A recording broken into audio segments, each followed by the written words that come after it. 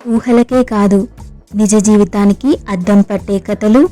ప్రతి కథలో ఒక పాఠం, ప్రతి పాఠంలో మీకు కొత్త అనుభవం. Welcome to Aditya stories. ఈరోజు మనం మరొక చక్కటి కథని చెప్పుకుందాం. అర్జున్ మరియు కావ్య ఇద్దరు భార్యాభర్తలు. ఉదయాన్నే లేచి తానే స్వయంగా కాఫీ కలుపుకొని తాగడం అర్జున్కి అలవాటు. ప్రతి ఉదయం ఒకే కప్పుని కాఫీ తాగడానికి వాడతాడు. అది పాతది, హ్యాండిల్ దగ్గర చిట్లిపోయి ఉంటుంది. ఇంట్లో కొత్తగా అందంగా ఉన్న కప్పులు చాలానే ఉన్నా అతను ఎప్పుడూ అదే కప్పును యూజ్ చేస్తాడు. ఒకరోజు కావ్య, ఎందుకు ఇంకా దాన్నే వాడతారు, అది పగలడానికి సిద్ధంగా ఉంది, పైగా పాతది, ఎందుకు పారేయరు అని అంటుంది.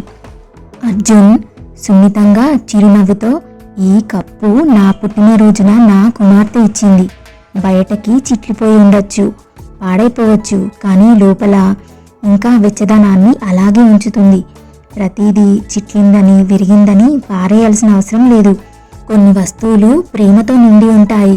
కొంచెం ఆగి మళ్ళీ అంటాడు, విలువ ఎప్పుడూ బయటకి కనిపించే అందంలో ఉండదు, దాని వెనుక ఉన్న అర్థంలో, భావంలో ఉంటుంది. మనుషులు కూడా అంతే, అన్ని విషయాలలో పర్ఫెక్ట్గా ఉండరు.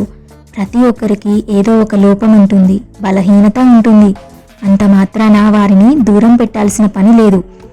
చిట్లిన కప్పు లోపల వెచ్చదనాన్ని ఉంచినట్టే మనిషి విలువ వారి లోపాల్లో కాదు, వారి మనసులోని మంచితనంలో ఉంటుంది అని అంటాడు.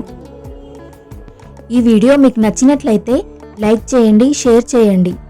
మరిన్ని మంచి మంచి కథల కోసం మన ఛానల్ ఆదిత్య స్టోరీస్ని సబ్స్క్రైబ్ చేసుకోండి. Thanks for watching.